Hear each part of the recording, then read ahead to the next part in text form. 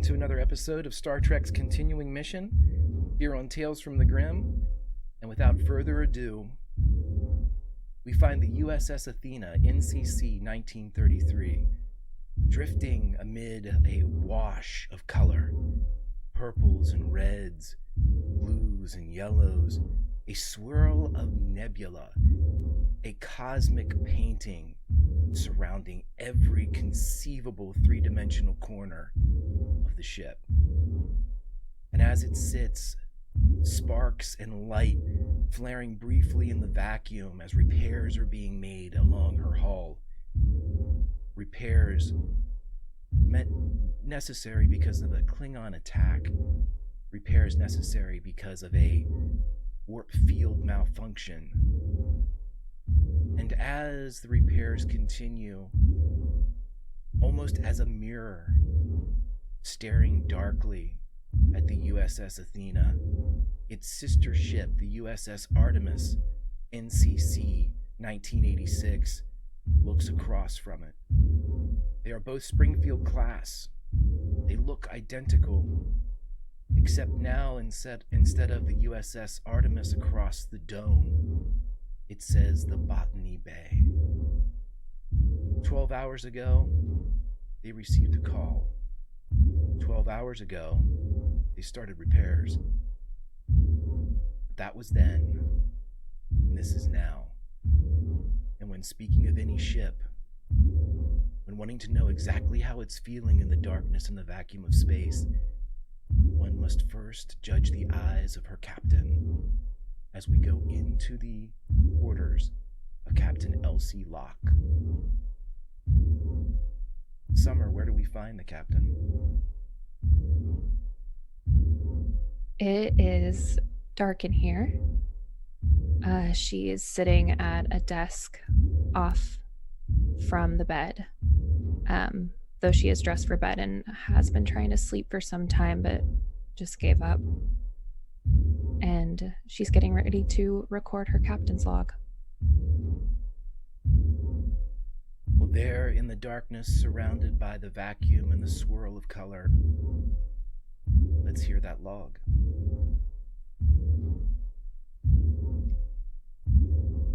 Captain's log. Stardate unknown. Just over 15 hours ago, we were on the very edge of the Shackleton Expanse when we were attacked by 2 Klingon birds of prey. Unfortunately, the nature of the attack left us relatively defenseless, and we took heavy fire, losing warp capabilities and, unfortunately, several members of the crew in the initial attack. When Lieutenant Quinn got us back online, we had just breached the edge of the Shackleton Expanse and went to warp within. The series of events that followed were as interesting as they were perplexing. We found ourselves in a wormhole within the expanse, with one additional passenger, the one they call Q. He said he was teaching us something, maybe. But either way, we were tested to the limits of ourselves. Soba and Quinn managed to get us loose of the wormhole, but while we were free of one danger, we were pulled into another, the gravity well of a nearby planet. All systems were in various states of disrepair, from unresponsive to offline. Through some incredible efforts of the crew, we were able to get the ship in mostly working order for the time being. Everything that could have gone wrong seemed to, and Lieutenant Commander Nealon has voiced her opinion that some of this is not by mistake. It does seem possible that we have a saboteur on board the ship, but I do not believe it is the mysterious Q, strange though he may be. Due to a momentary loss of our inertial dampeners, my recollection of what happened next is fuzzy or secondhand. I and the majority of the crew lost consciousness in the final moments before our destined impact with the planet, but we were saved. In the roughly 10 minutes that she was the captain of the USS Athena, Lieutenant Commander Nealon and Soba, under her instruction, saved the lives of everyone aboard the ship. We are all more grateful than can be properly expressed. But the relief did not last long, for moments after I regained consciousness, we were hailed by none other than Artemis, who we had last seen coming to our defense at the edge of the expanse. It appears that things have changed aboard our sister ship, for the only communication I have is with the man who calls himself Khan. He's requested an audience, either aboard his ship or my own. I fear for the safety of the Artemis crew and plan to go aboard in the coming hours to gather as much information as possible. Though I admit, I am worried for my own crew and what leaving them may mean. Captain Elsie Locke, signing off.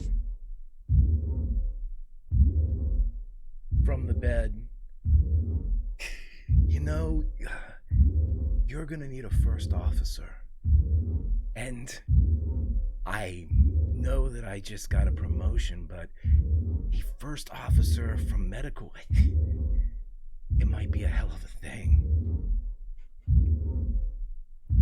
And in the bed, Dr. Lake Alcott, human, late 30s, early 40s, lies not in various states of undress, but in undress as he is relaxing in the captain's quarters.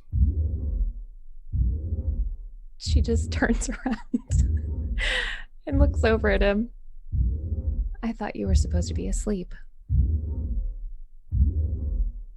Who can sleep? I heard you talking, and the dreams paled in comparison to the sound of your voice.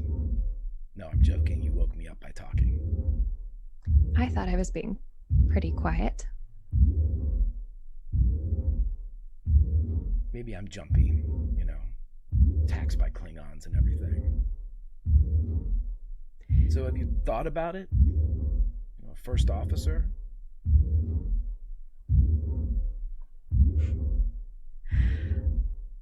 Well, then, who would be chief medical officer in your stead? I can do both. I am very handy. She gets up and walks back over to the bed and climbs in. How about this? I'll consider it. You could give me an application. An application? If you promise not to check the references, sure. Yes, I can do this. I'm not sure. I mean, most of my contacts are probably back on Earth, San Francisco. I don't have contacts. No one would vouch for me. Listen, Not being very convincing. I'm joking. I can't do the first officer thing. Mm-hmm. You know, and he reaches over, and though there's nothing out of place, he would take a bit of hair and put it behind your ear. Listen, I have your back and your front, top and your bottom, for whatever decision you make. Sounds corny, Captain Locke, but despite whatever it is, he gestures between you. I'd like to think that we're friends. Above it all. Yeah, I would consider you my friend. At the minimum. See, that's good. Hey, if I apply for first officer, I can put you down as a reference now. I suppose so. Though I don't know that I would vouch for you.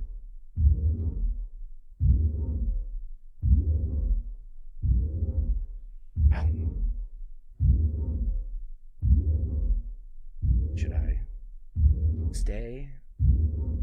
Or should I sneak away before anyone suspects that your chief medical officer is in nocturnal cahoots with the captain of the USS Athena?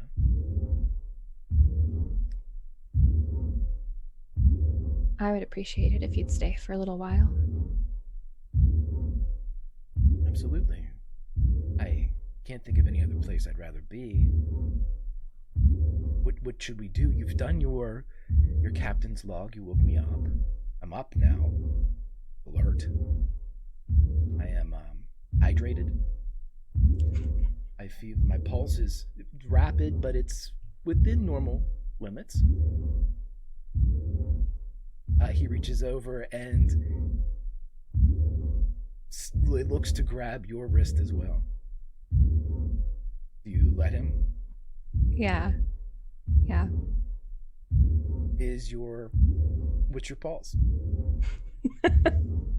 I mean, slightly elevated. Probably not as quick as his. You know what? This is like you're sleeping. Are you sleeping, Captain Locke? I hope not.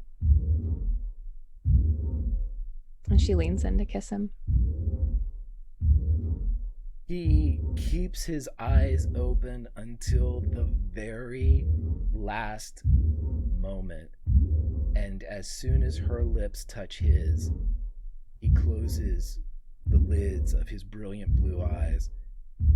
And he can't speak for his captain, but his pulse rate does quicken.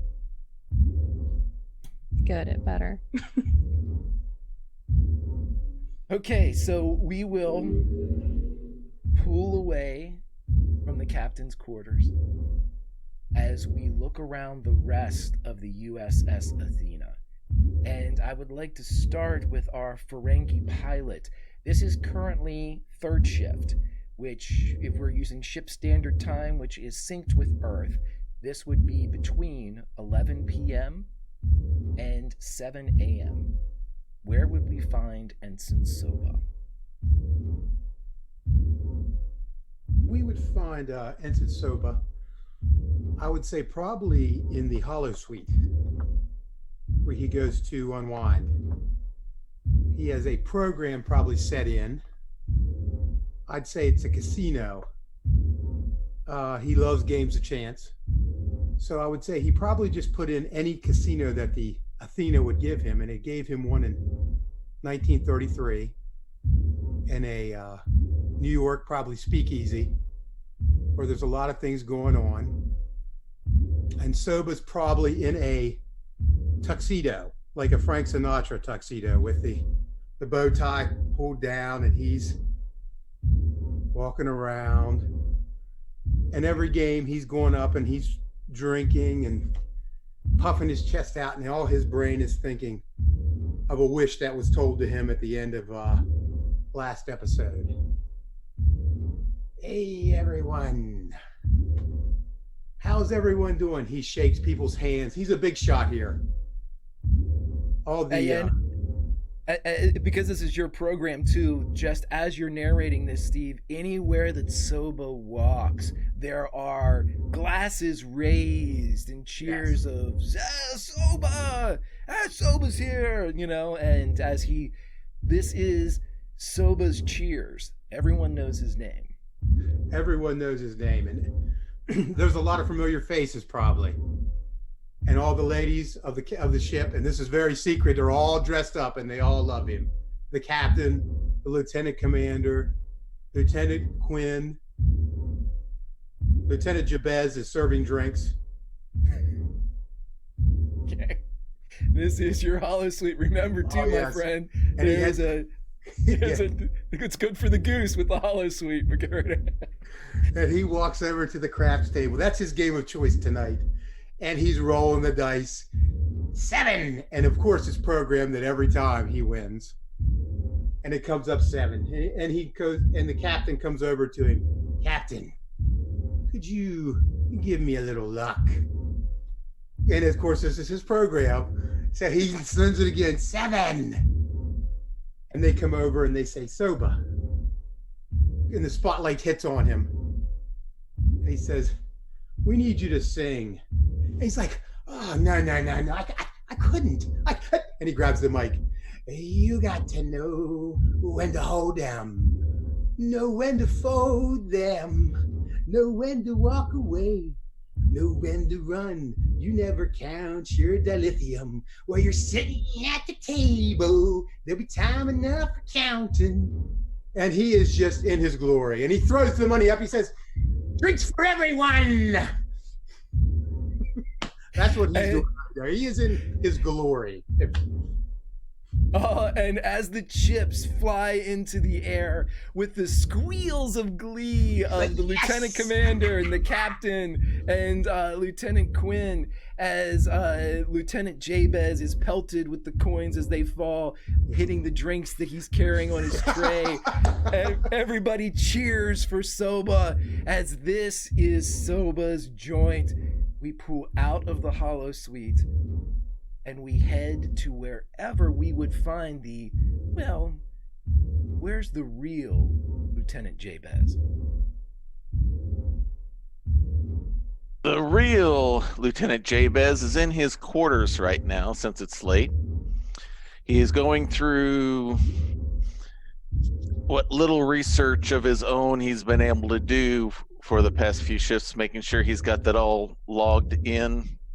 Goes through all the folders on xenobiology and botany and geology and astrophysics and all that, make sure he's got all of his notes in line.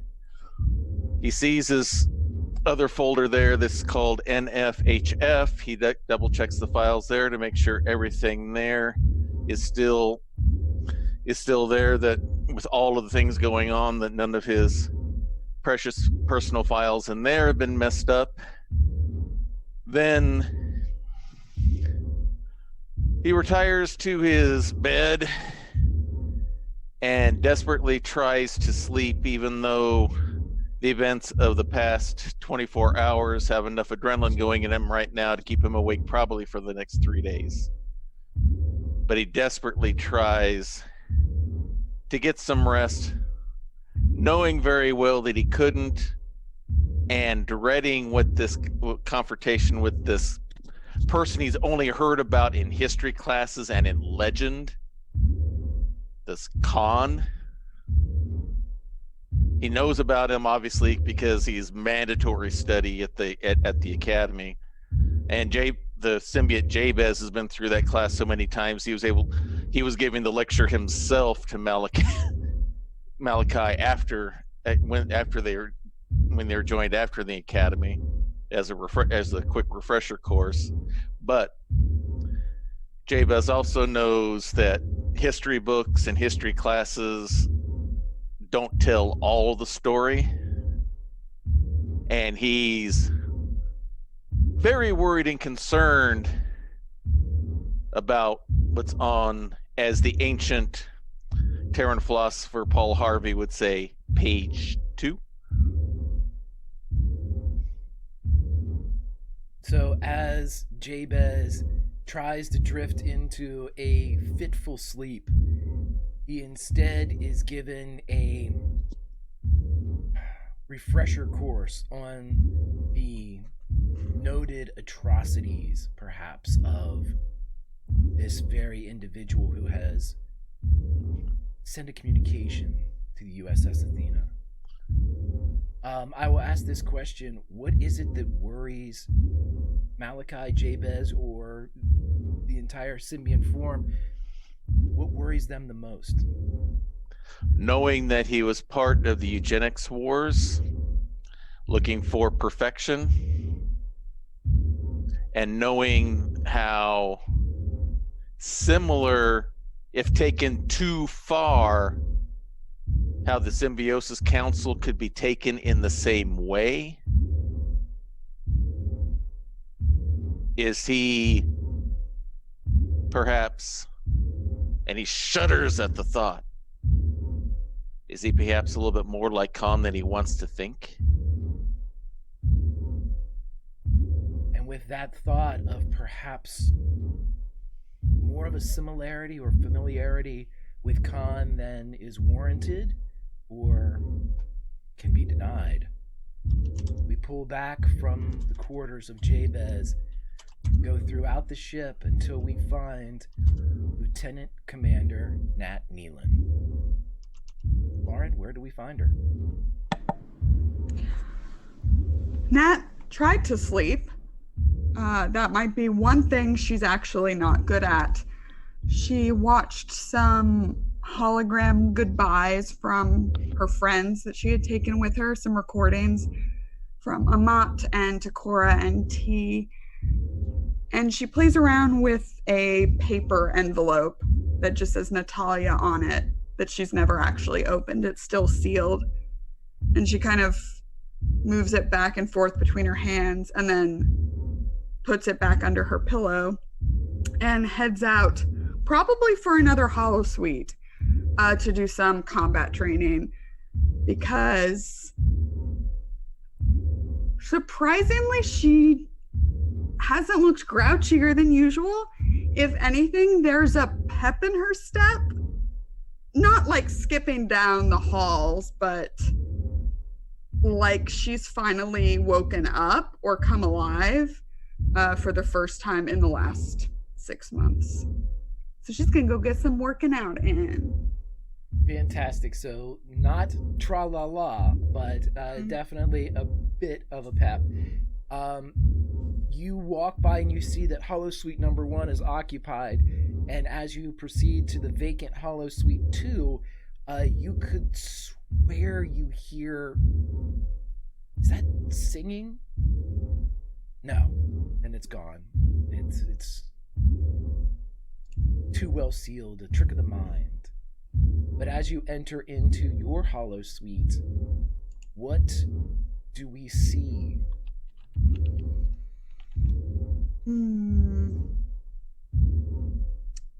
They're on SETI Alpha 5. There's an abandoned ship. No one else is there at first. Nat, barfing aside, you have an automaton with the abilities that you believe to be of Khan Noonien Singh. What would you like to do? I'd like to kick its ass. Soundly. I will Please. ask this question. I already know the answer to it, but I need to ask for everybody. Is this a program that is designed to train Nat? Or is this a program designed for Nat to just work off steam? Meaning, can she lose? Yeah, she can lose. What's the point if you can't lose? You don't have anything to fight for. Well, then let's play. Roll me a fitness and security, please. Oh, so let me just. Oh, no momentum. Cool. Okay. Oh, I have hand-to-hand combat, so that's good. Just one success. It would be silly to use a reroll on that, right? That would be silly. I think it will. Well, yeah, I would just say to hold on to it. Raiders, welcome in. We are currently playing a little Star Trek. We also have that salty ginger Lawrence character, Nat Nealon, is in the Holosuite of the USS Athena Springfield class during the Next Gen era, and she is fighting a simulacrum that she believes possesses the abilities of Khan, somebody that is alive and well in this universe. So with that one success, you land a blow, but at the same time, your opponent fires back. I don't want to see it. I don't want to see it. Shit. So you're able to a crack against the smooth, featureless face of this automaton, but then it fires with a bladed hand just below your diaphragm as you feel the air punch out of your lungs a bit. What would you like to do? I want to sweep his legs. Do it then. Fine. I shall. I'll do it, and it'll go really, really well this time. Yeah, it goes really, really well this time. Okay, you sweep the legs as you take the blade into the diaphragm, and as you drift lower, you sweep with both arm and with your own leg, striking behind the knees of this creature, this, almost nude, sexless automaton, and it flies. It's going to be splaying right on its back, but on its way down, it strikes again.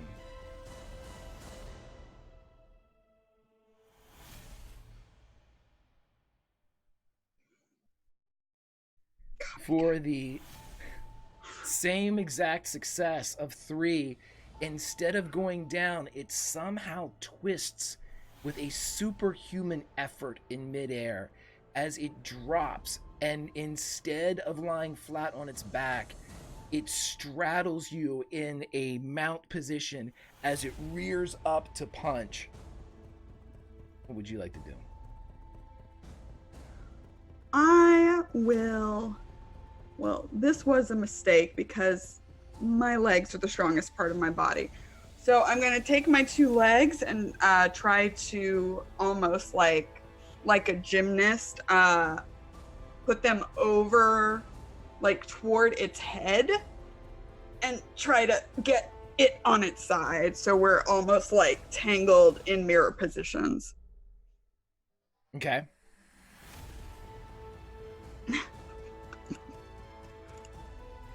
Okay.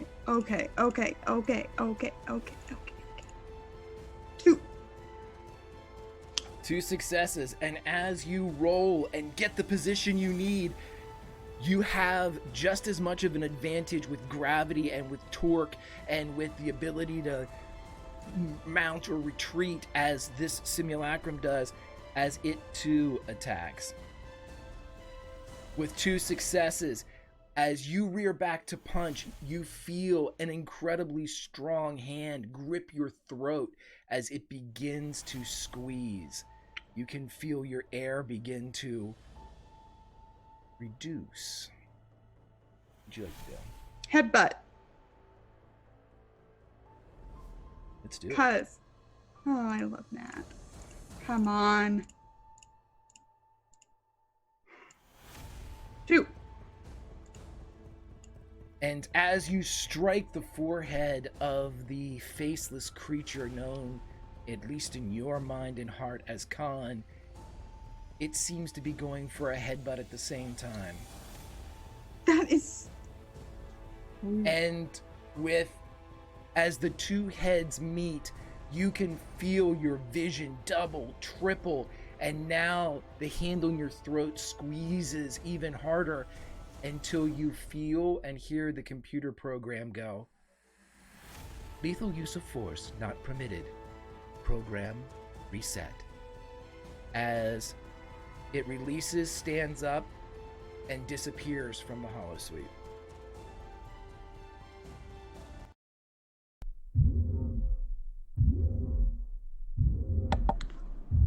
She gets some water, and after about like 5 minutes of stretching, she activates it again. And that is what we see as the featureless simulacrum reappears and assumes a similar stance. Nat and Khan dance again. But we are going to cut to 2, maybe 3 hours later, as we are on the bridge at the beginning of first shift. The Artemis, or the Botany Bay, is still floating just in front of the USS Athena. Captain, Lieutenant Commander, Lieutenant Jabez, and Ensign Soba, because of the state of yellow alert, you are all on bridge at this time. Captain, crew, what would you like to do? The captain, when she came aboard the bridge, said good morning, but she hasn't spoken since then. She's clearly been very deep in thought, sitting in her chair, just kind of staring ahead and counting under her breath for a while now.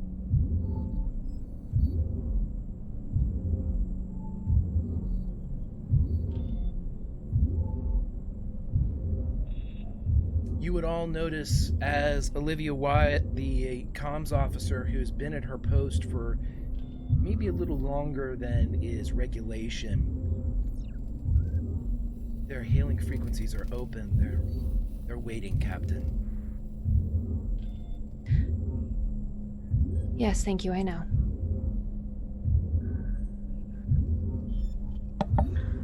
Captain, I finished the upgrade to the shields. if we decide to leave, we should be in a much better position than we were previously. Well, that's good to hear. Captain Impulse is back. Hopefully, within the next few hours, repairs will be complete. Or at least as complete as we can get them out here.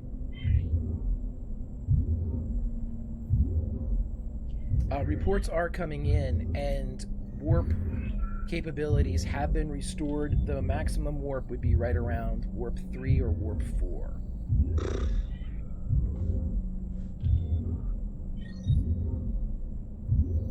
Well, I should probably get ready. Ma'am? There's no use putting it off anymore. I'm going to go aboard the Artemis. I would advise... May I... Captain... Speak freely. Thank you. I might advise against that for a myriad of reasons. I've thought it through completely, Lieutenant Commander. Captain, rule of acquisition 205. They don't call it home field advantage for a reason. I have to know what's going on over there. That doesn't mean that you need to go. You could send a team. Send Lieutenant Chapez, Captain. No, it's going to be me. And she gets up. Nat, where's she going? She's standing up and walking towards Olivia. Oh, cool. Nat's walking toward you in a very casual intercept course. Okay. Are you getting in my way? I would usually never do that. Like on the side of you. Okay. Captain, you most certainly shouldn't go by yourself.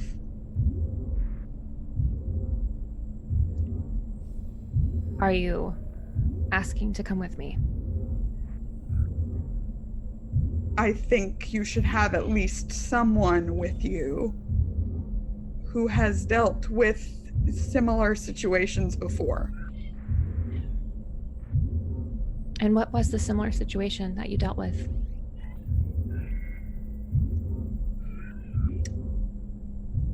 Our ship was hijacked by someone very intelligent and strong, but unaware of how his own ego affected him. Do you have a name for this person? Yes.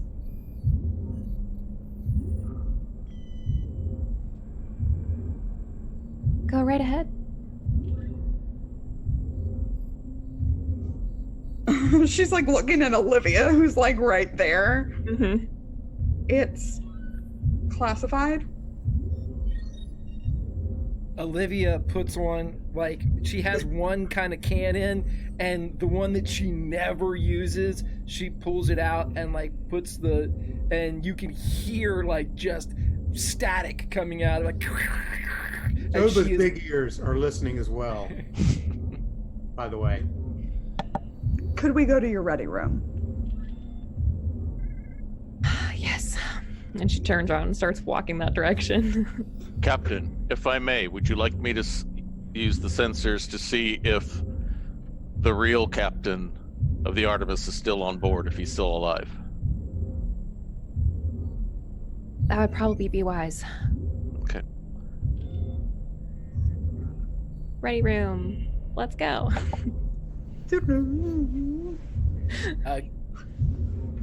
Hawk, as they go to the ready room, go right ahead and you can roll your, let's see, control, because you're going for one specific life form, and science, and then you can also use the Athena to help you.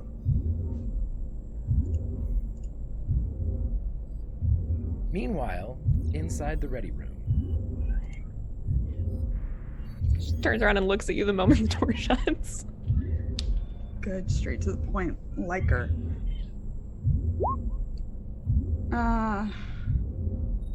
I have dealt with the man on that ship before.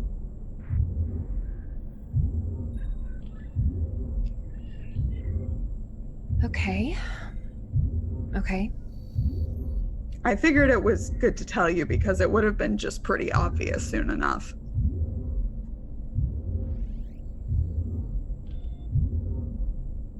And what happened? He hijacked the ship, turned our captain effectively into an ensign, took our ship somewhere we did not want to go, and then oddly ended up assisting us with a much larger problem. And then he disappeared. Would you say that you parted on good terms?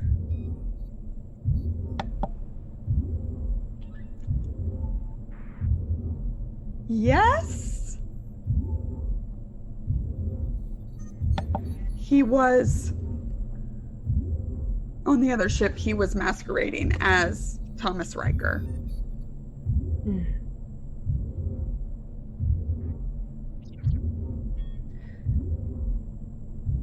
Do you think that there could be somebody aboard our ship doing the same? It's possible. They could be using some kind of holographic projector, but I would think that someone would have picked that up. The other option is a contained singularity, which I think we would also be able to scan for.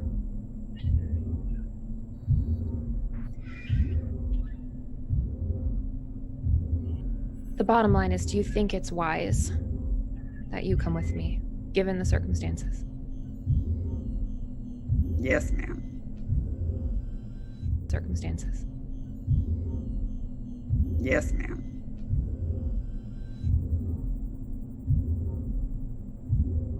I trust your opinion.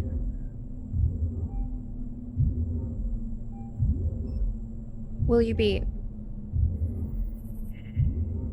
emotionally compromised at all, given everything that's happened?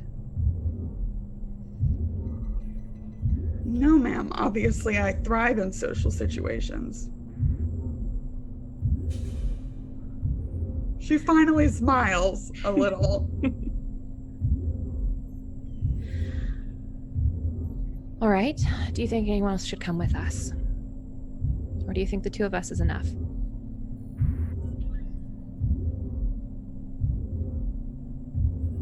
We may want Lieutenant Jabez, but you have to leave someone you trust in charge while we're gone, because we may not come back. All right. Well, let's prepare to go. Thank you for telling me.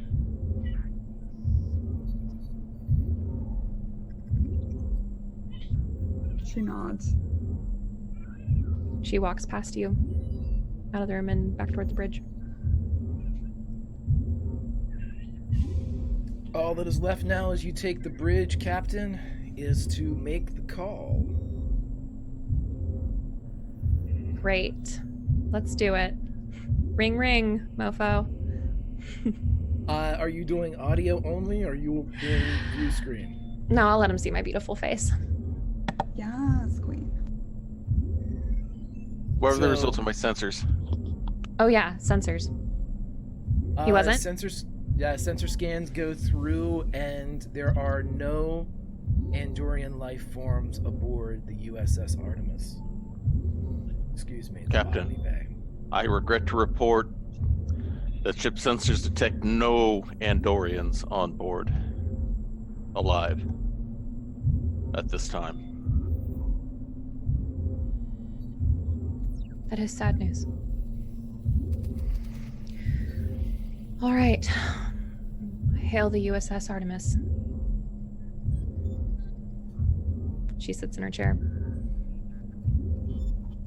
Maybe 15 seconds later, the view screen is filled with a mirror of the view that you would see inside the bridge of the Athena.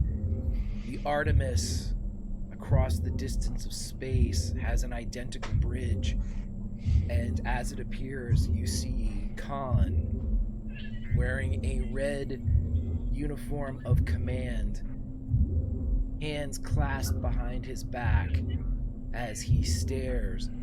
And even from this distance of space and tech, you can see the pips, 4 in number, on his collar. Captain, it is good to see you.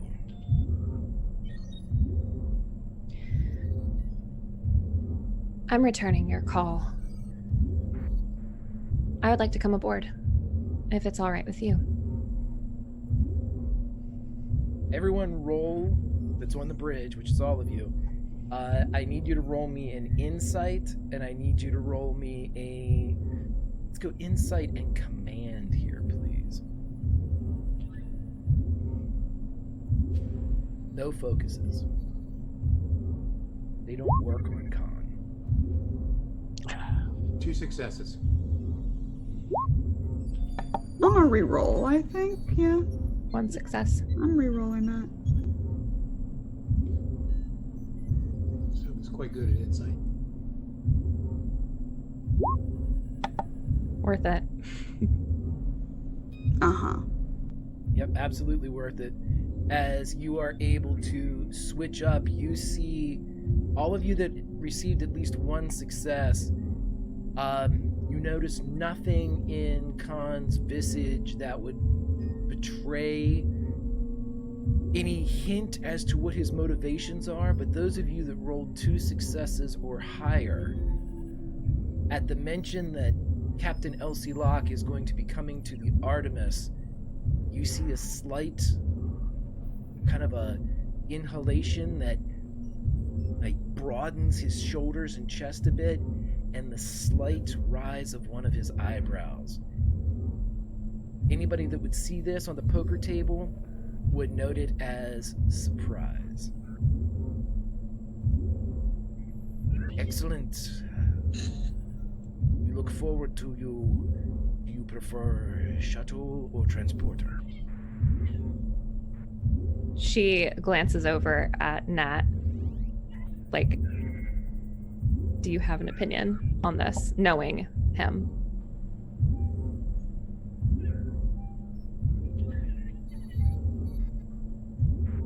Shuttle. I'll come by shuttle. As you will. The shuttle bay will be prepared for you. I will meet you there. And the screen goes blank. She stands up again. Captain, Yes. I would not go over there. I just do not feel he is very ingenuous. I don't know how you people say this. Genuine. Not truthful. Yes, Lieutenant Commander. He's not truthful. He is surprised that you are coming. Well, good then.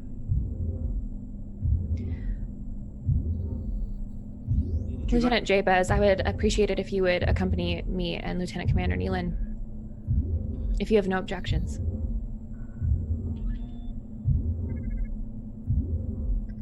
You're muted. Certainly, Captain. So, as the 3 of you go down to the shuttle bay, I ask just one question. Captain Locke, who gets the chair in your absence? I think we know who it is. Dr. Lake Alcott gets the chair. Oh, we're RPing this.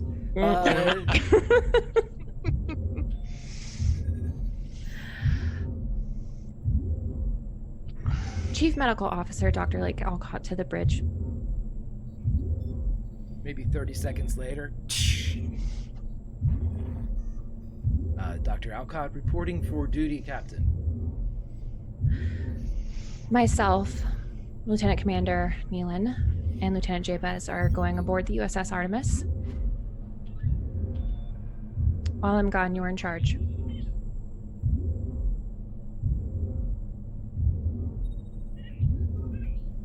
You can see he wants to say something.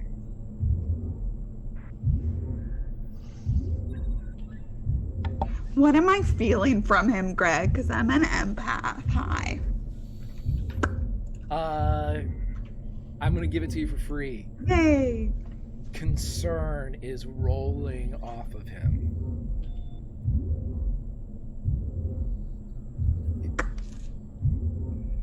Captain, is it you know best, but is it wise to go aboard the Artemis?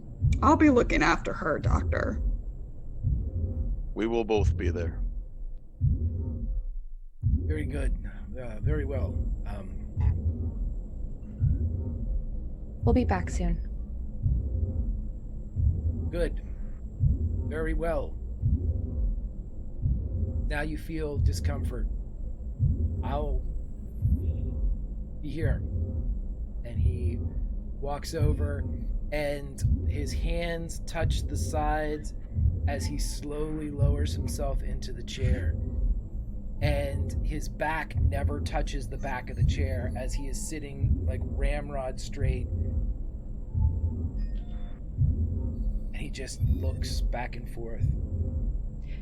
She just reaches out and puts her hand on his shoulder for a moment before she turns and walks away.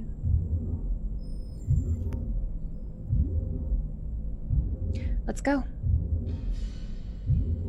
No time like the present. And who's flying the shuttle? I can. I'm an expert at flying shuttles, by the way. We've got to fly You the want to ship. come? Just come with us. This is silly. Let's We just can all go. Let's just take the whole ship over. Yeah, this is silly. Come on, Steven. I'm actually pretty good at it too. I could Yeah, fly. we're all good at it. I don't think Soba would really want to go, but that's only if in order. Perhaps in case anything interferes with transporters on the way back, should something happen, we should have a... Captain, do you want me Crack to go, or do pilot. you want me to stay here with Dr. Captain or Captain Doctor? Dr. Alcott. Dr. Alcott. I will fly you over, Captain, if you wish.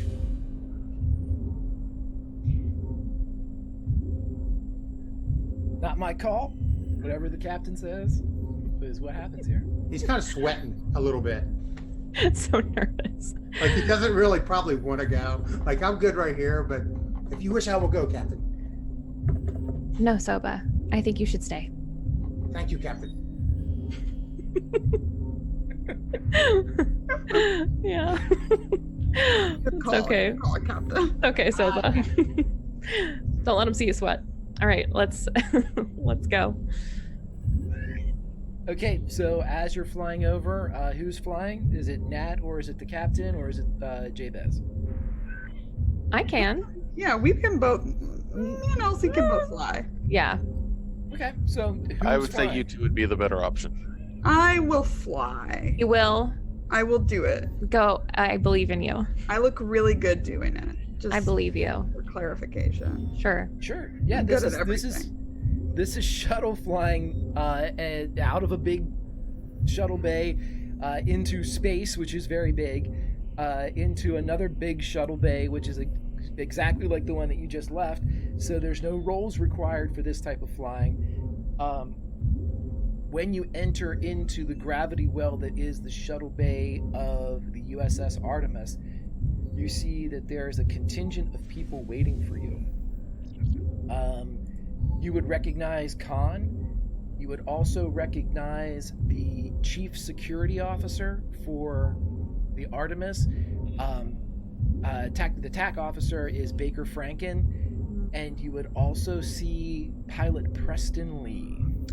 Farilla's not there. She is not.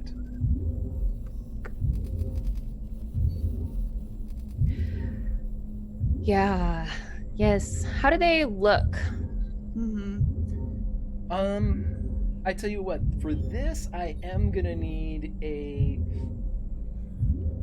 insight and I'll take an insight and security or an insight and science, depending upon what information you would like.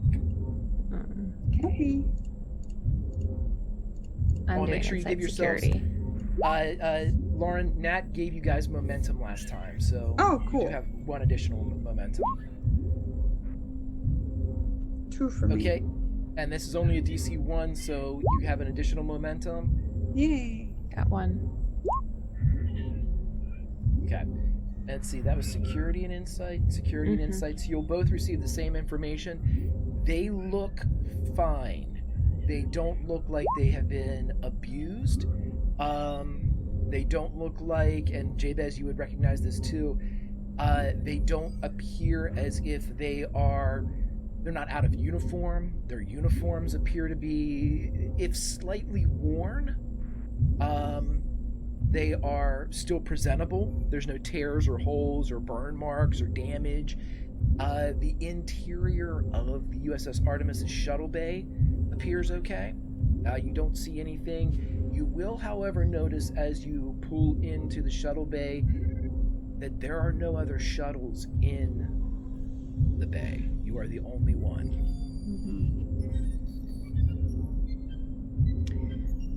We walk out.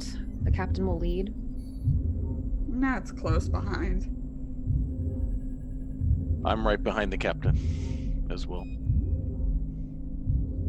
So as you walk out, Khan steps forward and extends his hand to Captain Locke. Yep, she'll take it. Shake his hand. A pleasure to meet you in person, Captain Locke. You as well. Please, perhaps to my ready room. I believe you know the way. And he indicates for you to lead them. She'll smile, but I think that her crew would be able to tell that she's tense, and she'll lead the way to the ready room. As you are going through the ship, I'm going to give you the following that you can do. You can roll me an insight and security to get a general state of how everyone looks, an insight and science to see if there's anything out of place on the USS Artemis, or an insight and medicine if you want to try to ascertain if there's anything wrong with the crew. That's just a broad categorization of where each of those would go to. I'm not saying there's anything wrong with anybody. Right. That's where those roles would take you. Which would I roll? I'm looking primarily for like feeling. Like that's what I'm interested in. How is everyone feeling? Then if you're using just your straight like Betazoid, Yeah. roll me an insight and command as you're kind of drilling in on the specific. There's a lot of chatter that you gotta have to kind of feel through. Yeah. I rolled insight and medicine and have 2 successes. Insight and I'm gonna command roll too. Insight and science. Okay, everybody had a DC 1 on this except for Captain Locke. I'll go through in reverse order here. So, Nat and Jabez, you each get a momentum for the crew. Jabez, I'll go with you. So with insight and science, as you're going through, you see that the Artemis it seems worn out. It seems as if you can see that there are conduit boxes that have been kind of soldered together, and there are open repairs on the ship.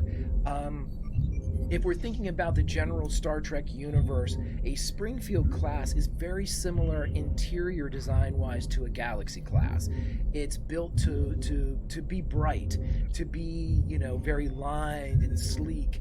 And whenever there is something like an open panel or almost like a hot-wired panel, it stands out, and you see a lot of this. Now, everything seems fine.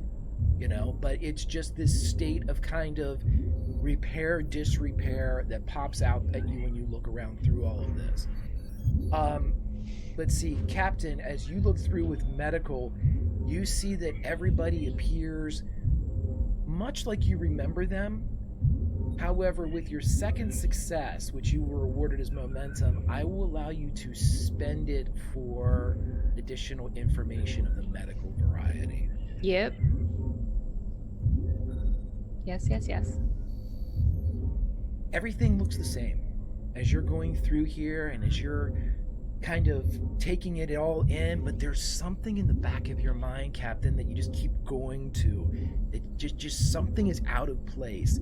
It's almost as if, you're looking at a wall that has just been freshly painted, and there's that one spot that hasn't been touched, but your eye can't focus on it until you turn and you look at Baker Franken, the TAC officer. Relatively young man in his mid-30s, but when you look, you see that just at his temple are several gray hairs. Yeah, that's what I was. When I see the damage on the ship, Greg, does it look like it's damage from battle, or does it look like it's damage from, for lack of a better way of saying it, lots and lots and lots of mileage? You have an extra momentum. If you'd like some more information, I'll gladly take that momentum back and give it to you. Yes, I would like to. Yeah, as you look around now, as you proceed deeper in, Jabez, you notice that this isn't just a state of disrepair. This is a state of repair it's almost as if there are parts being substituted where there really wouldn't have cause for it. You can see that there are batteries that are being hot wired to junction boxes to provide power for specific sectors. This shouldn't occur, but it looks as if there is almost a survival aspect going on to the interior of the Artemis.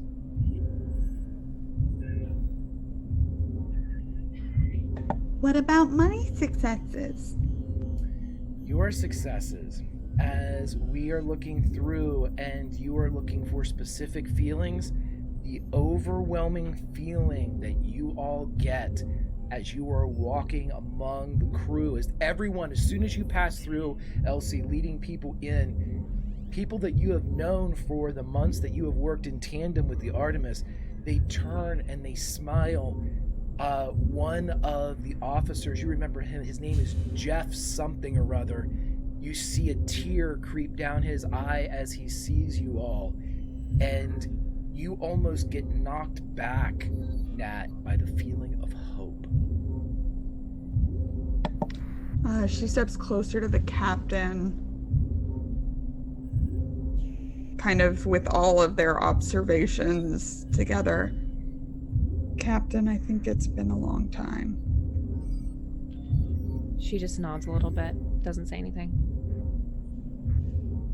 The ship has more wear and tear than it should at this point. And you are at the ready room. She goes inside. It is set up. There are chairs around a smaller circular table, but there are enough for everyone that is present. For the Artemis, it is Khan, it is Baker Franken, and it is Preston Lee. And the three of you, 6 chairs in total.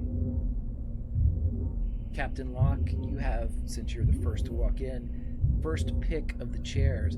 They are around a circular table, but there is a distinct chair at what would be the one closest to the holographic projector.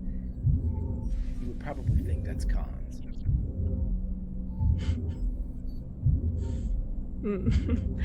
I'm going to take that chair. Do it. I'm going to take Do that it. chair. Very innocently. Mm-hmm. Nat Just a stands by the captain, arms crossed as usual. Yep. Okay, Go ahead. sorry. And I sit at the captain's left, i.e. stage right. And as you all sit down, filling the remaining 4 seats with 3 butts are Preston Lee, Baker Franken, and of course, Captain Khan. As everyone sits, Khan looks at you all. You are a welcome sight.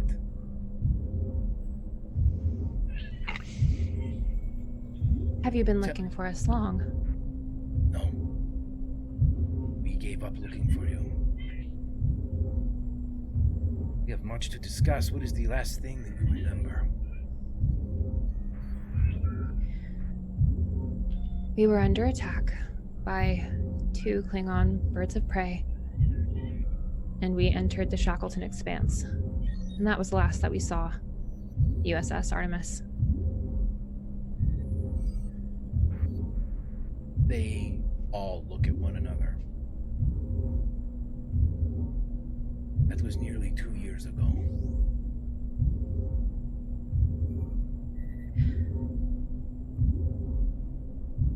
It was more like 18 hours for us. Fascinating.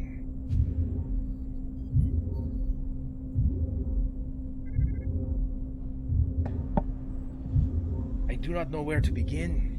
I will have you ask your questions.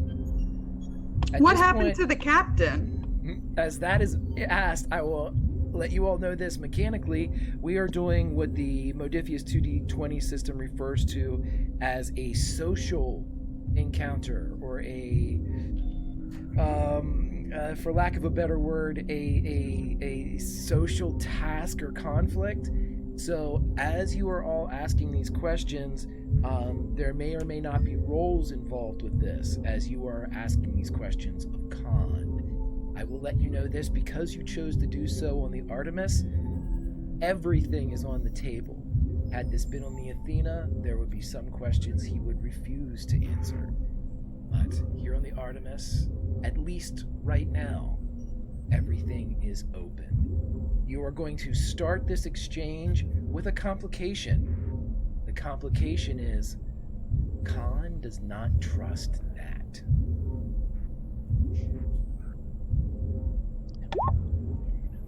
Can I use 2 momentum to remove a complication? Yes, and I need you to tell me how you do so. By being really, really nice, like I always am. Khan's not going to believe that unless you make a roll to convince him, or you can tell me RP-wise how you don't get on his good side, but get on his side. She will sit at the table once. And even lean back, which is very awkward for her because she doesn't do that. But trying to give an air of not here to fight, just doing my job. Like I don't even remember you. Like what? I don't even remember you. Gotcha. I will tell you what seals the deal here. Nat, you're armed, correct? Yes. To the tooth. Phaser on the table, away from you.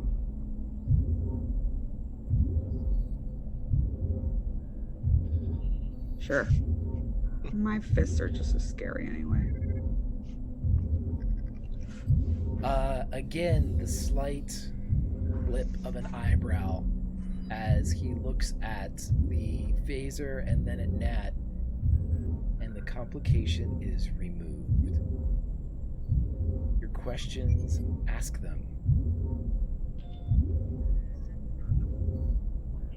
Did you say Yeah, that? as I was like putting the phaser down and sitting in the chair and relaxing, what happened to the captain? He was killed. How? We found a derelict Klingon bird of prey.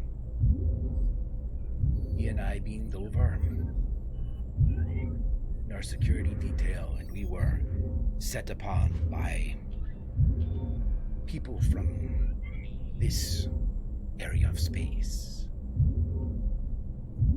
He died in my arms.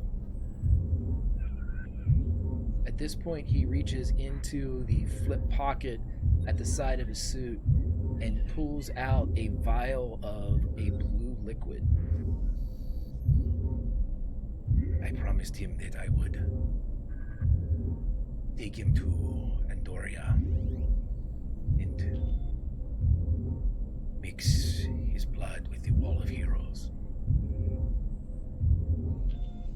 Is there a way that I can tell if he's lying? I can. You may roll insight, and you may roll for con.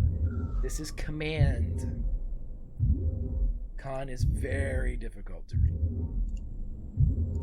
Yeah, it's annoying. You said insight and command? Please.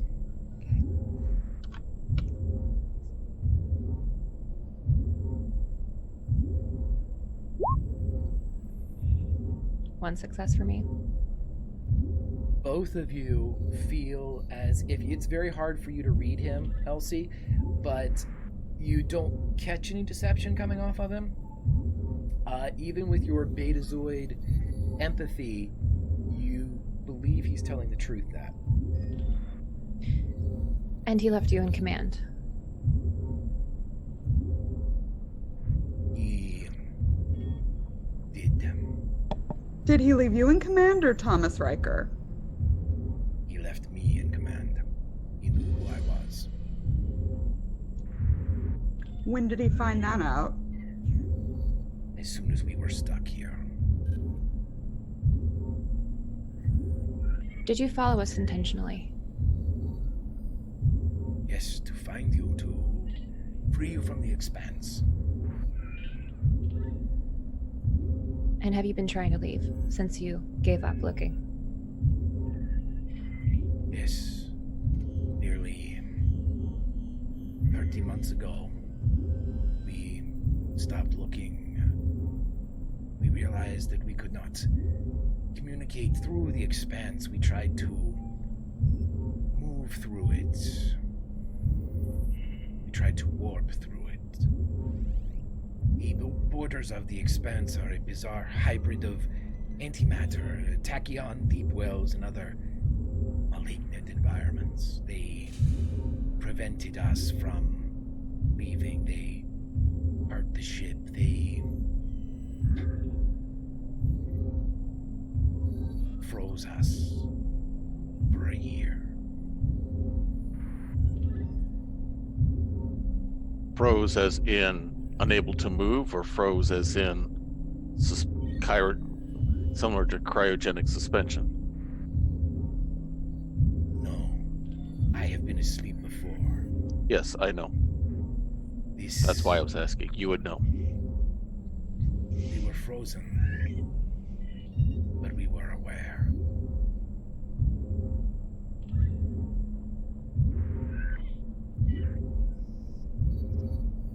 These other beings that you met,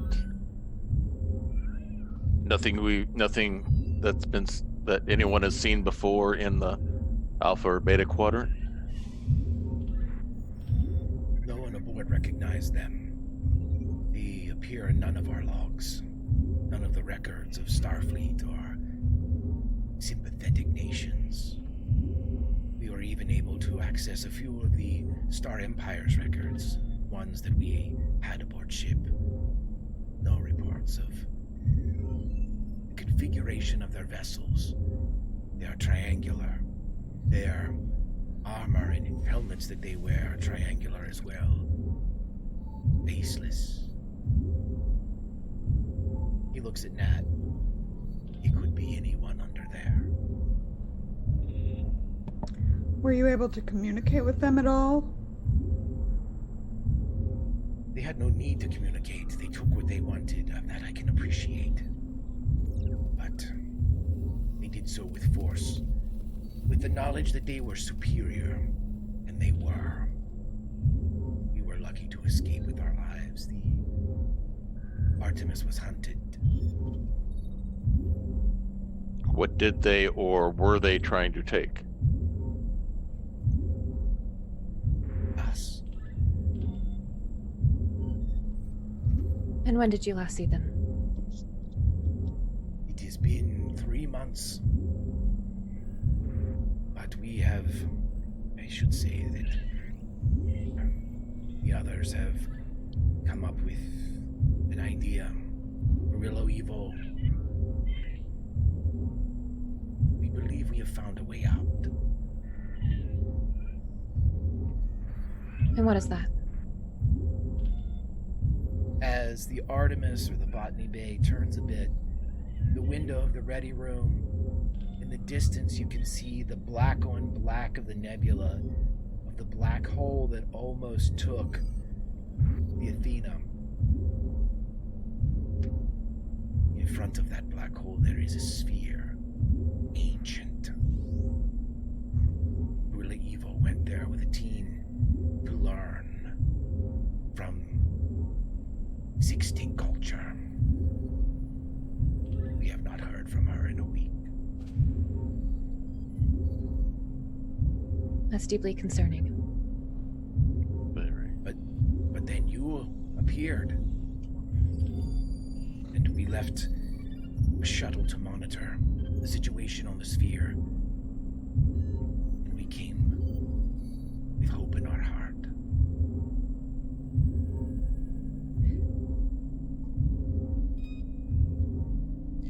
How many of the crew remain from the last we saw you?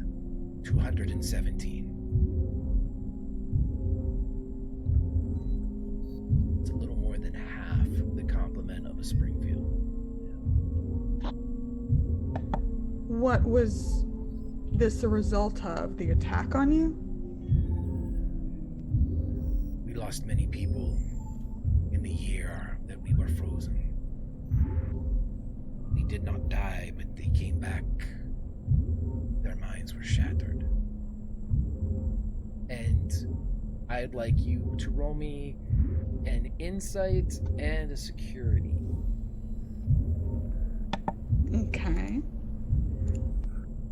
All of us or just Nat? Just Nat, please. You, 2 and a 3 and a complication.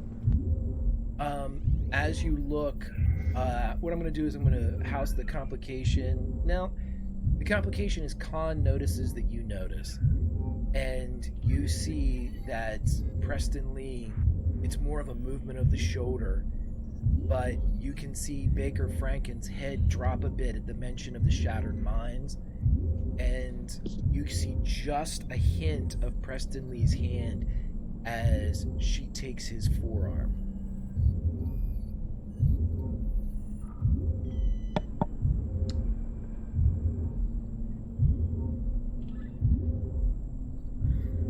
He noticed. I noticed.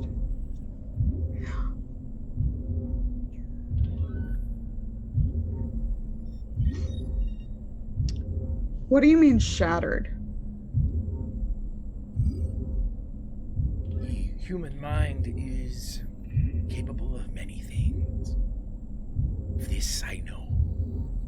It is capable of perfection. It is capable of evil, great good. But one thing it is not capable of is inaction, of despair. When we were frozen for that time, we could not speak to one another. We could not reinforce. We could not gift hope. We could not comfort. Many of the crew gave up, thinking this was hell. And it was. Then we could move again. When our full senses were returned, our faculties ours, they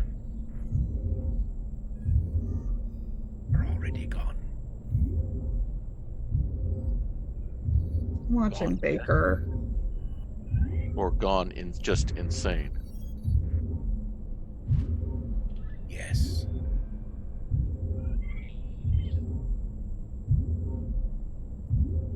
Well, we've Yeah. found each other now.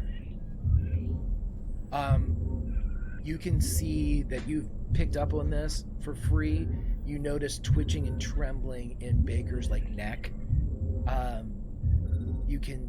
You see almost like a palsied shake as he then straightens his back and just stares at a fixed spot ahead, not encountering anybody else's gaze or engaging anyone else's gaze. He just, almost as if he's gathering himself. Right. Does he seem like he's afraid of talking or angry and worried about exploding? Or is this PTSD from what happened? That's what I was kind of thinking. PTSD reaction. Yeah, with your Betazoid heritage, this is definitely post-traumatic stress. This is something that, when standing still for a year, it takes a mind and a will that few possess. He's functioning, though.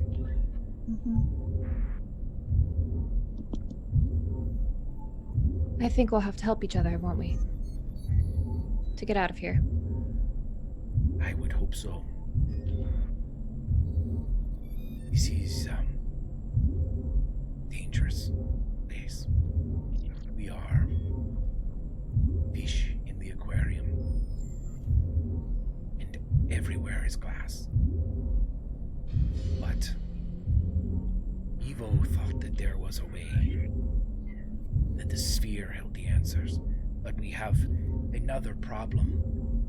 And he looks over.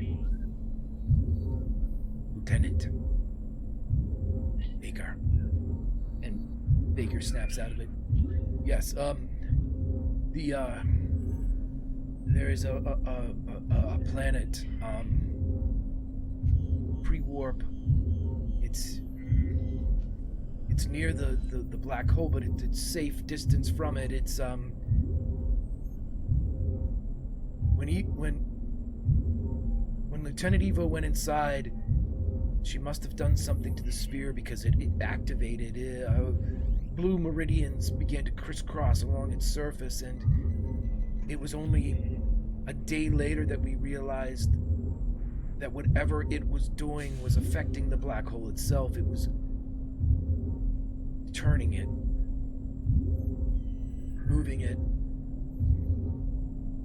The radiation that was spilling from the black hole was benign when it was spilling in an opposite direction of the planet, but it's moving in line with the planet. It'll kill everyone on the surface in a matter of days. In a matter of days.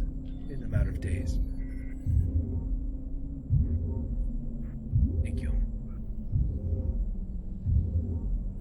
We are pushed to our limits. If this is hell, then you are angels sent to free us. Of this, I am certain. Perhaps we can work together. This civilization need not perish because of the acts of Starfleet officers.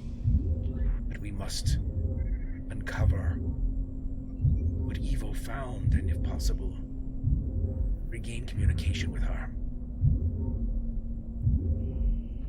I defer to you, Captain. You have been in Starfleet longer than I.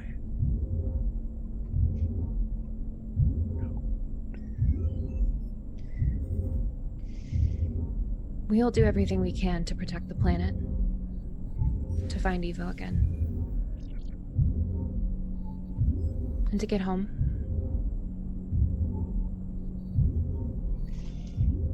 But I will say that the safety of my crew is my first priority in all things. As it should be, Captain.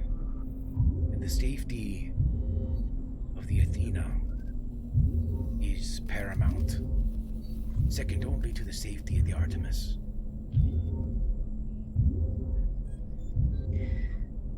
You said that you haven't been able to reach Evo. We have not. Obviously, we could send a shuttle after her, but if she did not return and it has been a week, I wonder what good it would do. But you said whatever she did is what began to move the black hole. She did something, whether of her own accord or by her presence. The sphere was dormant for weeks, months, as she observed it. And then she took the shuttle in, and hours later,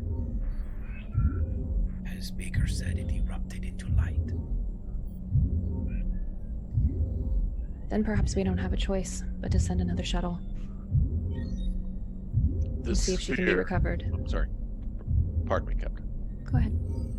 The sphere, were you able to get any kind of sensor readings on what type of material it is? Yes. Instantly download all of our information that Evo had.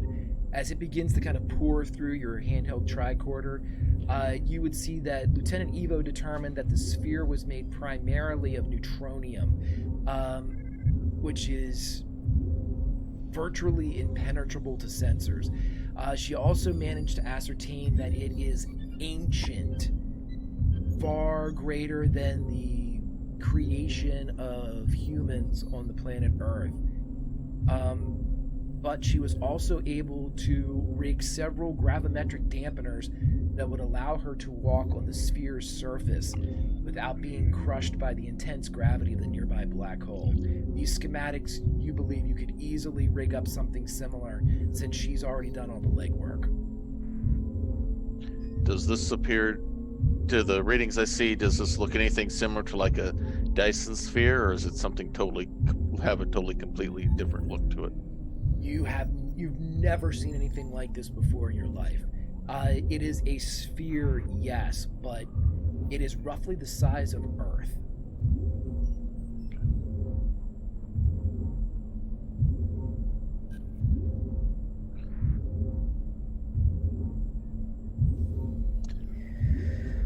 Looks like we have a challenge before us, Captain. Although I don't think we should send a team of entirely our own people, Captain. We don't know Evo as well as the crew of the Artemis. We will help in any way.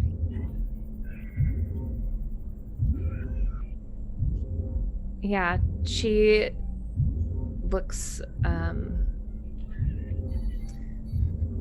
like she can see that they've been through a lot, and you would get the sense, Nat, that she's very reluctant to ask them to do more after they've been through so much. I'm sure we can come up with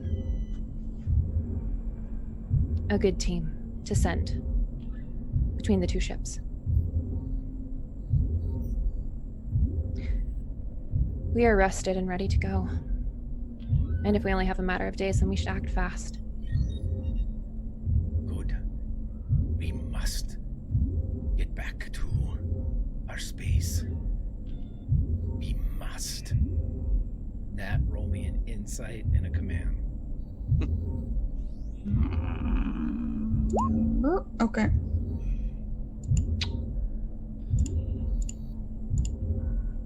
Come on. Oh, yes! Oh, Yes! spicy. Spicy rolls! Yeah. What's so up? spicy, huh? What's going on? For the first time in this conversation, you now realize that Khan is being 100% truthful with the statement that they must return to normal space. He doesn't seem desperate, he seems determined. And now, with this kind of insight into how he actually works, I am going to give you a permanent, Presents. a a location, if you will, that anytime you're around Khan, any DC for insight is reduced by 1. Because with this blast of awareness, you realize that some of his earlier statements sound hollow now in your ears. Like specifically about what was his name? Tatris? Or about what's going on the planet? Specifically about the human mind being incapable of keeping a center while being frozen for a year. If you had to guess now, that was very well performed bullshit on Khan's part. He doesn't believe that at all.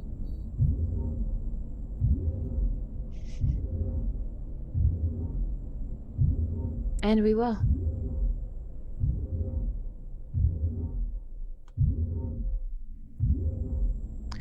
We will return to the Athena and make preparations and be in contact with you shortly. He stands up and indicates the chair. We await for your orders. We will follow you into this hell. Everything that we have will be uploaded and opened on the portrait. You will be able to see where we have been, what we have learned, what we have encountered. We are an open book. Bullshit, Nat.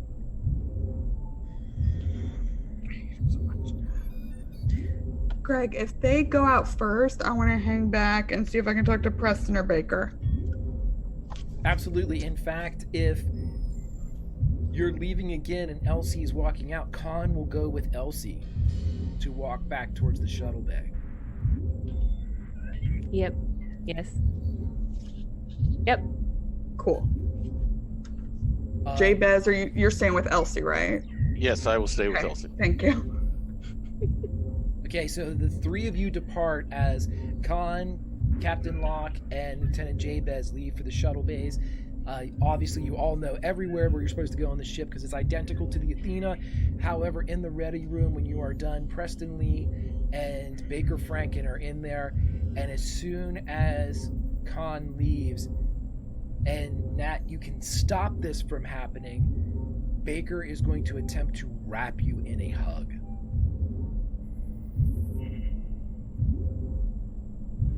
I'm confused. He begins to weep. Okay. I'm gonna hold him.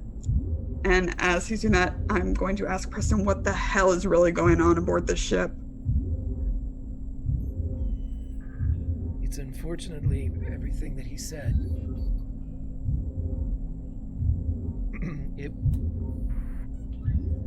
It's exactly as he said.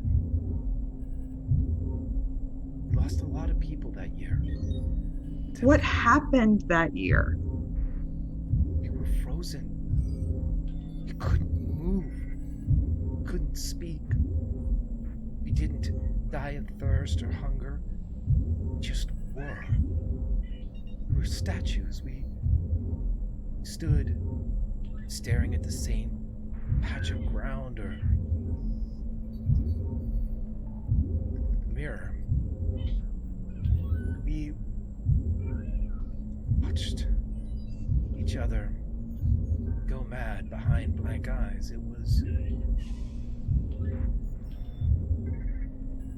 He was right. It's hell. Many of us believe we're still there. Just now we can move. If we are there, we're going to get out.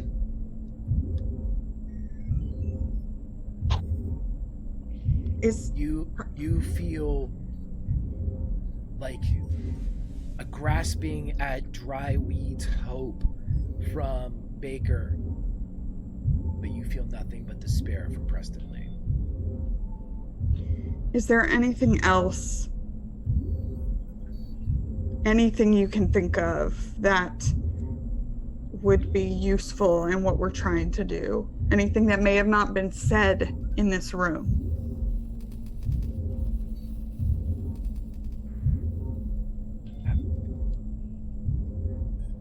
I don't know. I'm not privy to the science division. Lieutenant Evo's been working round the clock on this sphere trying to find our way out. Portrait. She spent a lot of time with the portrait.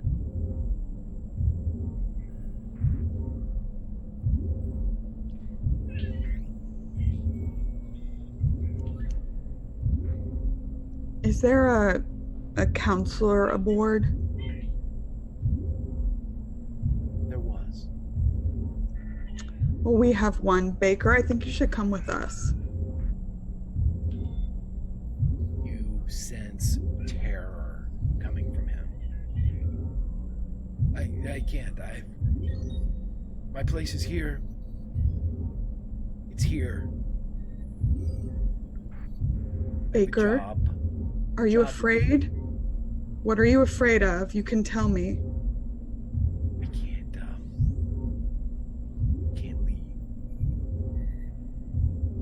Can't leave the ship. Why? Haven't for 3 years. Can't. I just can't. Sorry.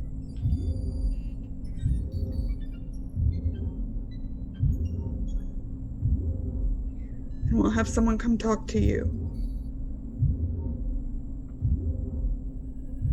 Okay. Okay. I'm sorry. It's all right. You haven't done anything wrong.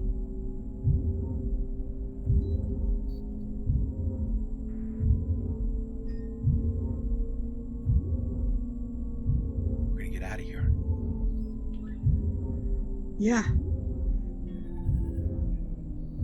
It's good to see you.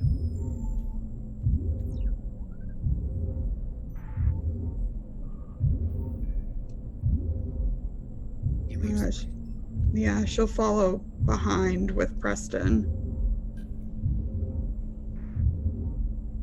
Yeah, Baker hangs where you know would be like to go back towards the bridge, and then the rest of you are heading in the opposite direction to the shuttle bay.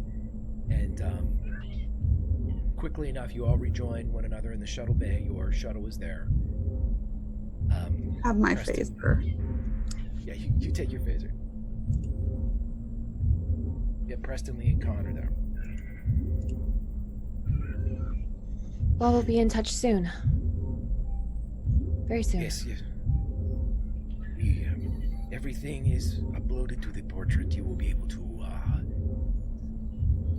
if, with your permission, it is close. We are just going to put closer to the black hole so we can be within contact of our shuttle and bring it back aboard. Be very careful. Yes, you will still be within sensor range. You will be able to see us. We have to get Bork back on board. He's abstinent.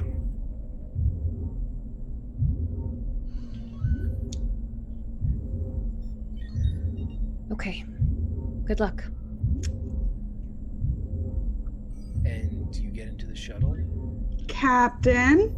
And from the way she says it, it's not Elsie.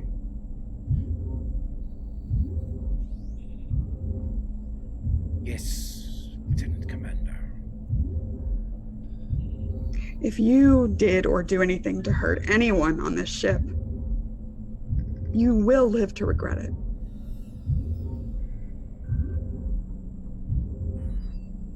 I would expect nothing less, Lieutenant Commander.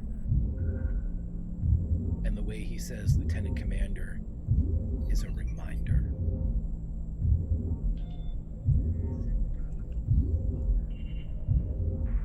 Let's go.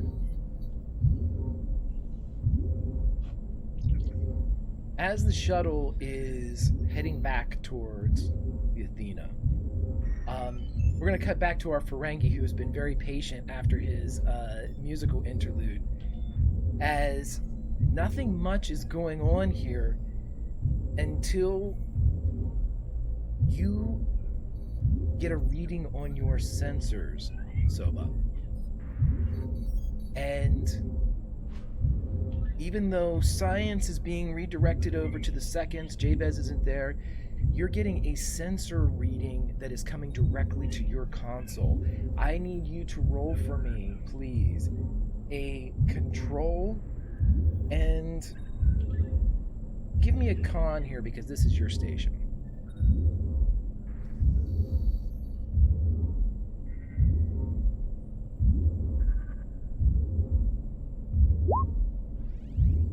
Nice. 3 successes. Put 2 of those away as momentum because you only needed 1. And as you look down, Soba, you see there, flashed up on your screen, a countdown. And it says 5, 4, 3, 2. Is there anything he can do to, like, figure it out quickly? Yeah, roll me a control and con as you are attempting to isolate where this signal's coming from. Determination. Yeah, I will use determination on that. I was going to ask if I could use push the limits, but all right, I will go with that. What value are you using for your determination? What do you mean? Oh, I will use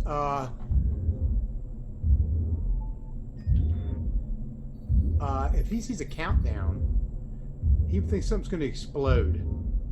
So he would use big fan of living. Okay, so with big fan of living as a value activated, your determination is in effect, so you automatically have 2 successes on this roll, but I would like a control and command. We're a total of 4, which is what you needed.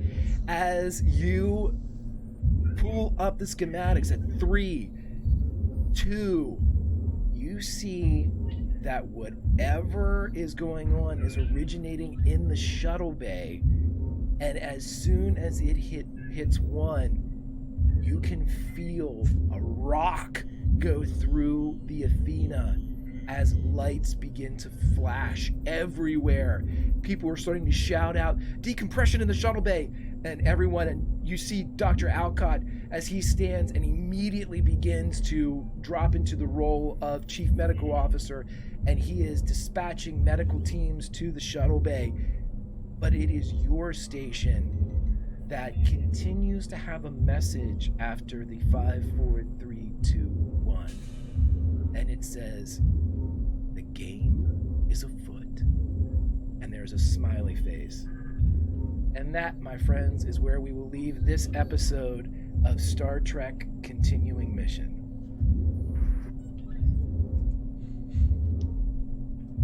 Yay. Yikes. Yeah, yikes is what I would say, not yay. Big yikes. Big yikes. Big yikey. Yikes. If this is what I think it is. Yikes. Everything's bad. Fantastic, my friends. I love playing Star Trek. It is super fun. Let's go around in, I guess, reverse order. Lauren, you got to meet Khan again. How are you? Where can we find you online? Best friends. Love it. I'm Lauren. I'm that salty ginger over on Twitter. I'm part of the team here at Tales from the Grim. I'm pretty much only doing stuff on Mondays right now. I think Mondays, yeah, you can find me around the internet on Mondays. Check my Twitter for what I'm doing. Fantastic. Everybody, link is right there to both Twitter and Twitch, Salty Sweet Games. Make sure you check out Lauren and Kiana, 2 members of the Tales from the Grim team here, also playing games, having fun, being friends, which is awesome. Let's drop down to Ensign Soba. Buddy, I'm sorry you had to sit so long, but man, the hollow suite at the beginning was the stuff of legends. I on a personal note, I really didn't know if there was a way to compare to Dwight Burke, just because as if you're putting a bar, I don't know. Soba's climbing the charts pretty quick. How you doing, buddy? I'm doing good. I had fun. You were absolutely, I'm going to give you credit now. You were absolutely amazing tonight. I was like captivated with your con. I was captivated how you have switched from character to character to character to character. I mean, just absolutely amazing, dude. You deserve all the credit. The story is coming together nicely. Everybody was fantastic. I'm really excited to see what's going on here because I do not trust Khan and any of his bullshit whatsoever. I don't trust. Yeah, I mean, What? Ferengi How does not dare you? trust. He does not trust that. So, I'm fantastic. I can't wait to have Allie back next week. Thanks for everything. Amazing job. Awesome. Thank you, buddy. Everybody, Big Pig 50,000 on Twitter. Give him a follow. And my man Hawk. Hawk, how are you doing? What does Jabez think? And where can we find you online, buddy?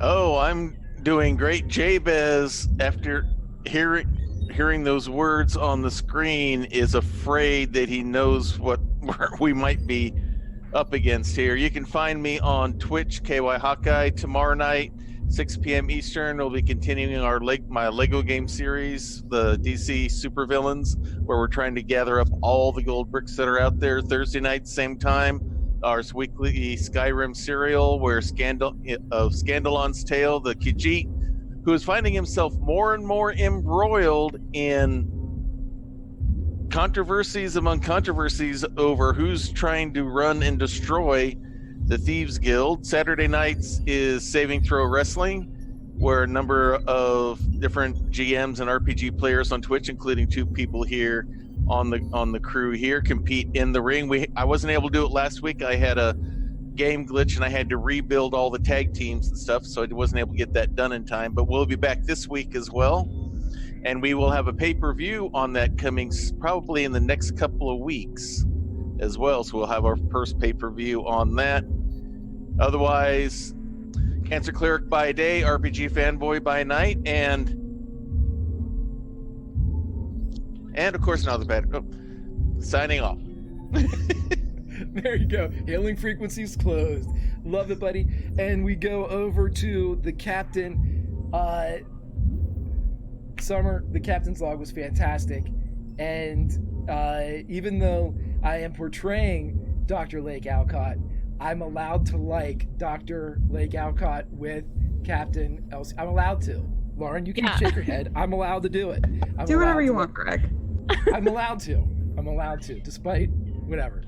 Summer, how are you doing, my friend, and where can we find you online? I'm doing great. I don't have any stress at all. I'm feeling really good about this little conversation that we had with Khan. Seems like a real nice guy. You can find me on Twitter at Just a Summer Job. That's where I retweet everything that I'm doing. Yeah, just go there. That's where everything is. But I'm so excited to continue this journey with all of you, and obviously to have our wonderful chief engineer back. It's gonna be a bumpy ride.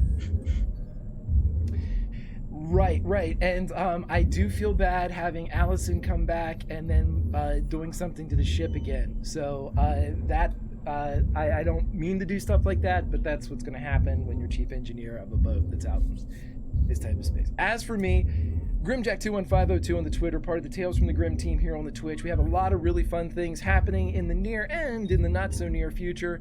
This week, however, we have a lot of fun stuff with May Black Roses Bloom, 31st episode on Wednesday at 8 p.m. A lot of fun happening over there. Well, fun, horrible shit, but it's fun. And then on Friday, we have a double feature for our Friday Night Frights. I believe at 3 p.m. we have a game of Trophy. And then at 9 p.m. on Friday, we have GM'd by WebDM's Travis, our Alien RPG, the second installment of that one. And then the series finale of Sky Chasers on Sunday at 3. But be back here around the horn as we will have Star Trek starting again for our next episode next Monday at 9. And then the following weeks, we will have the return of Bad Moon Rising, a bunch of other fun things happening, as well as the Realms Remembered. I will also say this quickly, before May Black Roses Bloom this week, we will have a teaser of a couple things that will be happening in Realms Remembered. So please join us for that, as We have a lot of people playing in this cast, and it's going to be a hell of a lot of fun. It's my D&D long form campaign, and I can't wait for it. We'll be looking for that art on the Twitter. But as the campfire goes down, there's only one thing left to say, and I missed this last week. You can't always roll nat 20s, but you can always role play. Nat 20s. 7 successes last week. And she got what she needed this week to figure out con. This system sucks, everybody, but it's awesome. Sucks for me. Have fun. We'll see you next week. You got to know when to hold them, know when to fold them, know when to walk away, know when to run. You never count your dilithium while you're sitting at the table. There'll be time enough for counting.